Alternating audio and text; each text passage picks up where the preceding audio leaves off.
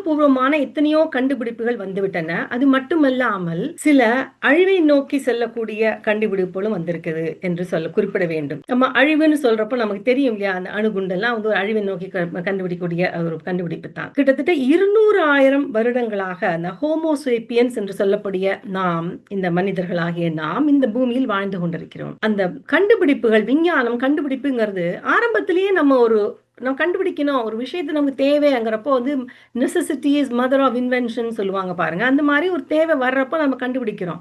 அப்போ ஆதி காலத்தில் நம்ம வந்து நெருப்பை கண்டுபிடிச்சாங்க. நெருப்பை வச்சு அது ஒரு ஒரு சக்தி, ஒரு எரிபொருளாக பயன்படுத்தினார்கள். அதுக்கப்புறம் பெட்ரோலியத்தையும் கண்டுபிடிச்சாங்க, அதையும் எரிபொருளாக பயன்படுத்தினாங்க. அதுக்கப்புறம் தான் அணுகுண்டு, அணுக்களை உடைத்து அதுக்குள்ள இருக்க சக்தியை பயன்படுத்தி அதை ஒரு எரிபொருளாகவும் பயன்படுத்தலாம், அது மிகவும் ஆற்றல் உள்ளது அப்படின்னு கண்டுபிடிச்சாங்க. அதே நேரத்தில் அதில் அந்த அணுகுண்டு மூலமாக அது ஒரு பயங்கர ஒரு ஆயுதம் அப்படிங்கிறது நமக்கு தெரியும்.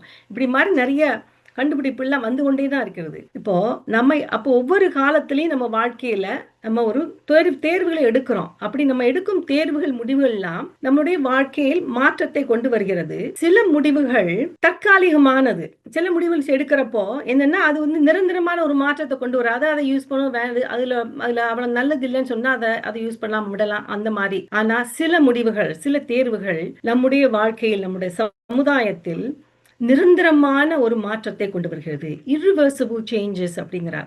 அப்படின்னா நோ கோயிங் பேக், அது திருப்ப மாற்ற முடியாது. அந்த மாதிரி அப்படிப்பட்ட ஒரு ஆபத்தான ஒரு தருணத்தில் தான் இந்த மனிதாய சமுதாயம் இருக்கிறது அப்படின்னு சொல்றார். ஏனென்றால் ஏன் அப்படிங்கிற அந்த கேள்விக்கு என்ன சொல்றாருன்னா, இப்போது நம்முடைய கையில் நம்முடைய இந்த பௌதீக அதாவது பயாலஜிக்கல் உடலை, இந்த உயிருள்ள இந்த பயாலஜிக்கல் உடலை மாற்றக்கூடிய அளவுக்கு சக்தி இருக்கிறது.